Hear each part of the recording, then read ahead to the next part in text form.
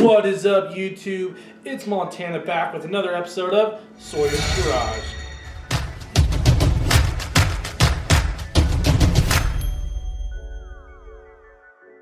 Today I have a little different type of video. I'm going to be inside the house again.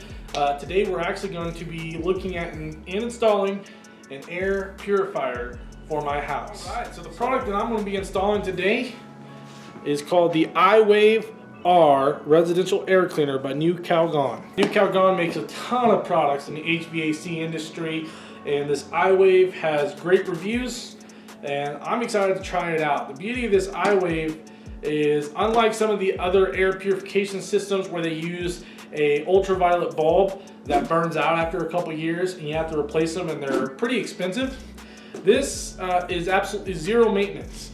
You install this and you never touch it again, basically. And the day that it finally fails, you just replace it with another one. They're estimating the lifespan of these to be like over 10 years. Versus the lifespan of a UV bulb, it's usually recommended they be replaced every 2 years. I have a modular home. I have a mobile home rated furnace, which does not have return ducting. A UV bulb would go into the return duct, and as air gets sucked back through the return duct, it would shine it with the UV light, would kill off the bacteria. The technology does work. There's nothing wrong with UV technology. It does work great. I install a lot of those. No issues, just the bulbs.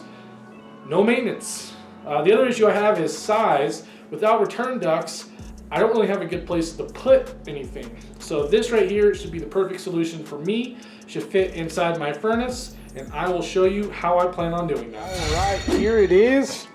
Here is the box. I want to go ahead and open this bad boy up, kind of show you what you get inside the box. You get a sticker, you have a warranty registration card, you have an instructions, and then we have the Iwave itself. Now right now it is upside down, and you can see it. It's really not that big, which is perfect for my application here. It's the size of my hand, basically. Really simple to install from what I can tell. Now it's really cool, and what makes this maintenance free is it has these brushes. And these brushes keep that clean. It keeps the air flowing, keeps it clean, and that's why it allows it to be maintenance free. So real simple, not very big, should work great. What's up, guys? I am standing outside of my furnace right now. Like I said, this is a modular home, so it runs what they refer to as a mobile home furnace. A little different than your average furnace that you'd run into if you've never lived in a mobile home, trailer, modular home. And basically the difference is they're kind of set up to be more of a slim but taller furnace. And they run at a lot higher static pressure through the ductwork, which is why they're rated for mobile home.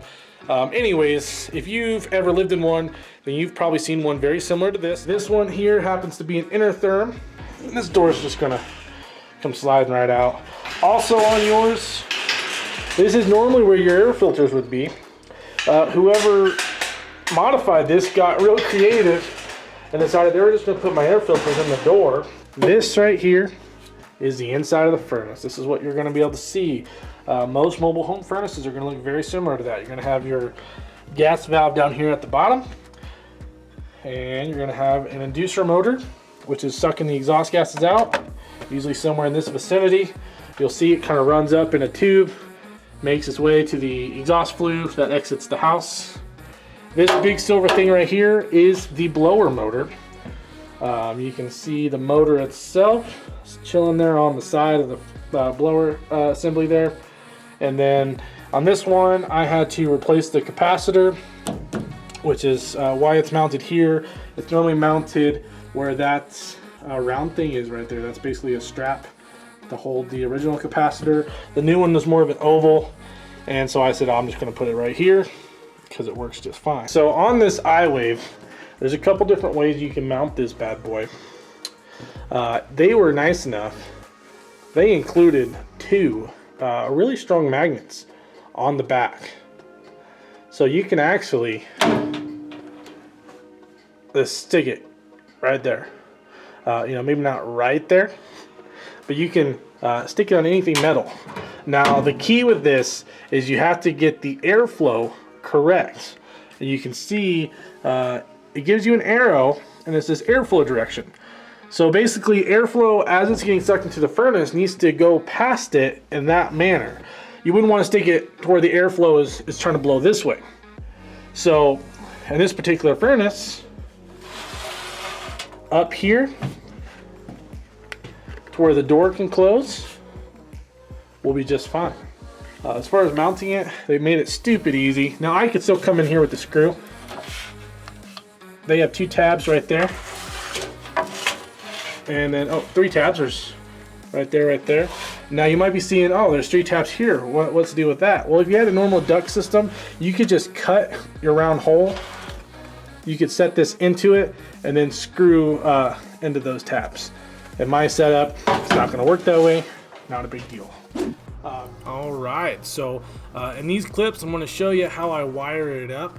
I just cut the ends off of those 2 wires there. The reason I did that is I'm not using them. I don't care to set up the LED to tell me if it's on or not.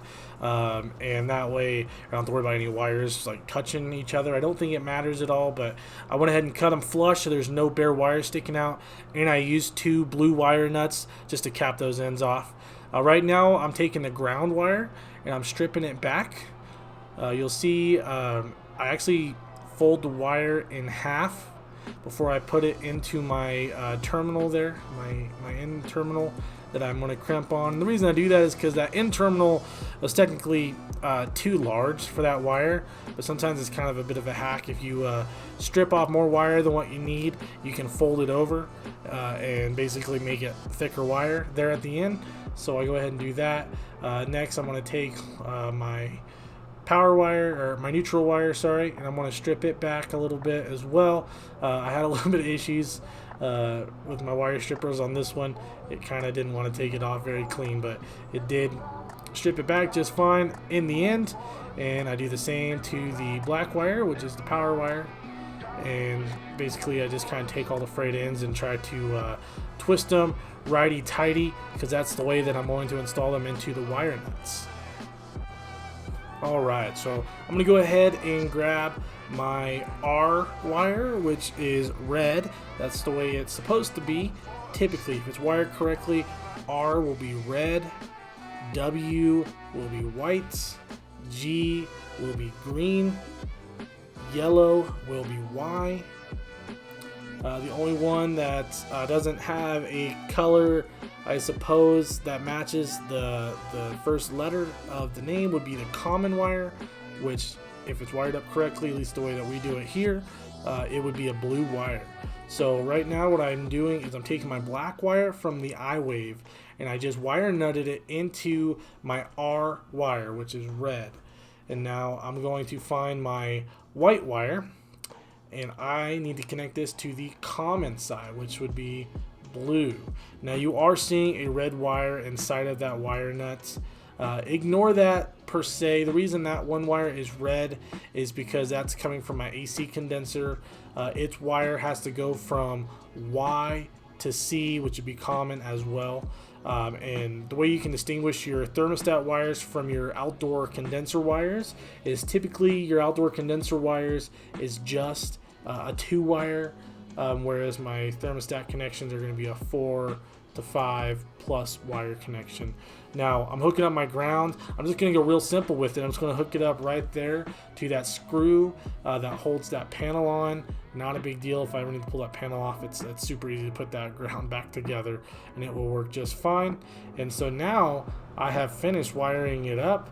I have my power going to my R wire. I have my neutral wire going to my C wire, which is the blue one.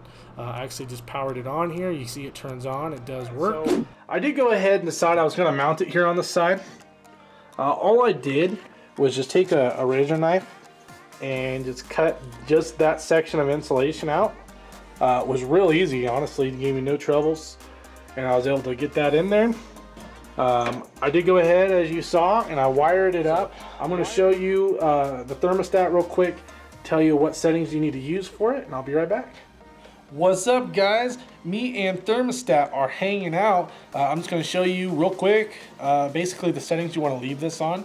What they recommend is you leave the fan running continuous for at least 72 hours. Basically get the air filtered and cleaned. So from the thermostat here, right now I got it set for heat 68 And I've already done it, but you know, your thermostat may look a little different, but what most all of them you're gonna see is you're gonna have a fan button somewhere.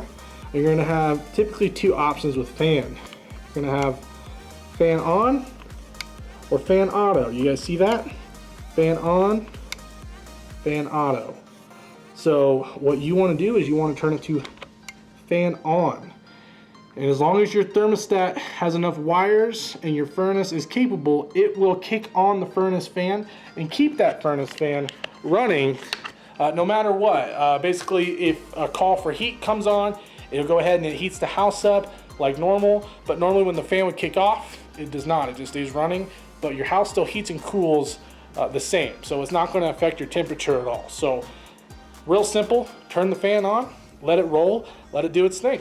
So at that rate, I'm going to get a little bit into the science behind why this works. The technology behind the Iwave is honestly amazing. It's using a technology called bipolar ionization.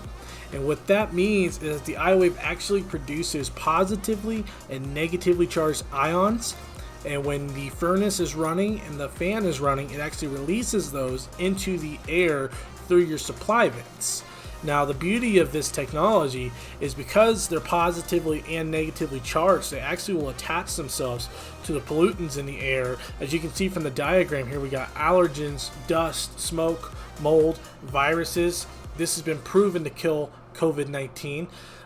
It's awesome because it attacks them in the air versus waiting for them to get sucked through your furnace. Now, the way it does that with the positive and negatively charged ions is all of those pollutants have a positive or a negative charge to them, and so when they come in contact with the right ion, it basically clumps them together, and so it allows all these pollutants to basically kind of get clumped together to where, one, they're either big enough now that they can be caught by your furnace filter, or two, they're heavy enough they fall to the floor, they're no longer in the airstream. And so that's the beauty of this technology versus a UV light, is this actually goes out into the air and attacks them everywhere, whereas a UV light, it has to be sucked in through the furnace past the UV light in order to do anything. So that is why I decided to go with the Iwave, amongst other reasons, obviously size being a big factor. This thing is a really good form factor. It's very small. They actually do have one version that's smaller, but it is not self-cleaning. So obviously I went with the self-cleaning version, the Iwave R. I definitely recommend it, and I will link to an Amazon link where you can pick up your own. I know right now supply is tough to get just with everything going on in the world, so I don't know if it'll be available for long, if it'll even be available by the time you're watching this video. I was able to pick mine up from a local supply house. Thank you guys for watching this video. Please like and subscribe for more content coming soon.